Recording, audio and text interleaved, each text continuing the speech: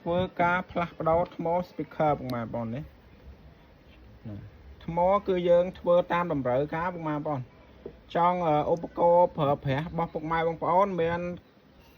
កម្រិតវ៉លឬអំពែប៉ុណ្ណាក៏យើងរៀបចំបានតាមតម្រូវការពុកម៉ែបងប្អូនជាមួយថ្មលីយ៉ូមដែលមានគុណភាពនេះឥឡូវកំពុងតែរៀបចំថ្ម speaker កំពុងរៀបចំកັບចោហើយពេលដែលរៀបចំកັບរួចរាល់ចាំខ្ញុំថតឲ្យពុកម៉ែបងប្អូនមើលម្ដងទៀតនេះពុកម៉ែបងប្អូនឥឡូវយើងធ្វើការកັບរួចរាល់ហើយ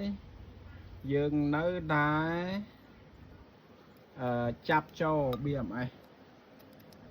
ចាស់ហើយយើងសាកដាក់តេស្តទាំងអស់គ្នាពុកម៉ែបងប្អូនណាយើងកັບរួចរាល់ហើយឥឡូវយើងតិចទៀតយើងនឹងដាក់បញ្ចូលជាមួយ BMS អាចាស់វាហើយយើងទៅតេស្តបាសទាំងអស់គ្នាឥឡូវរួចរាល់ហើយពុកម៉ែបងប្អូនថ្មយើងបានផ្គុំរួចរាល់ហើយក៏ប៉ុន្តែអានេះយើងស្រោបថងពណ៌ខៀវមួយទៀតណាអានេះគឺយើងគ្រាន់តែដាក់តេស្តយើងដាក់តេស្ត speaker នេះតើវាលឺកម្រិតណាតើថ្មវាខ្លាំងជាងអាថ្មចាស់អត់បងប្អូនវាប្រកាសជាខ្លាំងជាងអាថ្មចាស់ហើយបងប្អូនបើថ្មចាស់វានេះកម្រិតអំពែវាទាបជាងអាថ្មថ្មីឯងអាថ្មថ្មីយើងដាក់នេះវាល្អជាងមកឥឡូវយើងទៅតែងអស់គ្នាឥឡូវយើងរៀបចូលបតហើយនេះរៀបចូលបតវាឥឡូវយើងតេស្តបតចម្រៀងតិចមើលណាអូជាតិលើបងប្អូន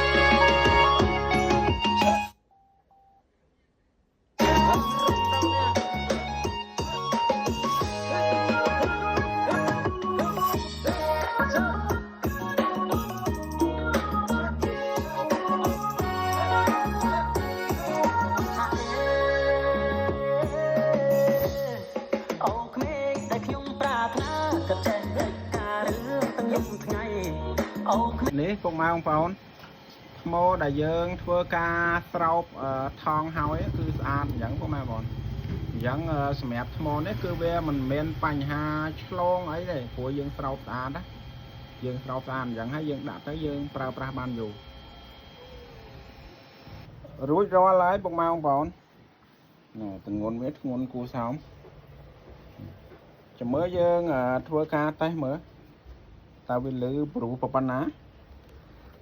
មកលេងតែមើលមកងាយដោតថ្មទៅអូ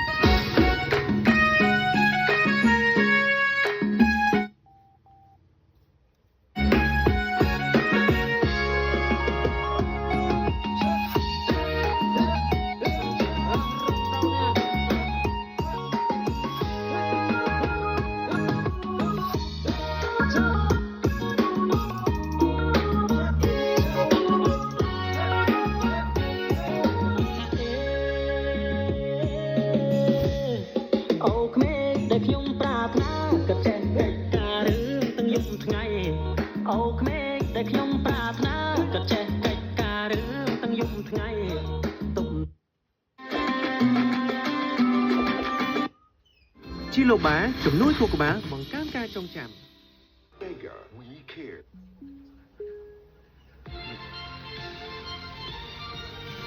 អូខេពុកម៉ែបងប្អូនហ្នឹងហើយពុកម៉ែបងប្អូនជាចុងក្រោយបើពុកម៉ែបងប្អូនមានឧបករណ៍ប្រើថ្មលីយ៉ូមផ្សេងដែលមានបញ្ហាខូចថ្មពុកម៉ែបងប្អូនកុំតណាធ្វើការបោះបង់ចោលពុកម៉ែបងប្អូនពេលដែលយើងបដោតថ្មហើយគុណភាពវាគឺល្អមែនតើដូចspeaker មួយនេះអញ្ចឹងនេះថ្មវាពុកម៉ែថ្មវាពុកម៉ែបងប្អូនអែមតាក៏ប៉ុន្តែប្រើប្រាស់យូរទៅវាអស់ហើយមួយឆ្នាំ2ឆ្នាំឬក៏3ឆ្នាំគឺគុណភាពវាទៅហើយអញ្ចឹងយើងអាចធ្វើការផ្លាស់ប្ដូរបានឥឡូវដូចពុកម៉ែបងប្អូនបានឃើញអញ្ចឹងយើងធ្វើការផ្លាស់ប្ដូរថ្មហើយគឺអែមមែនតើ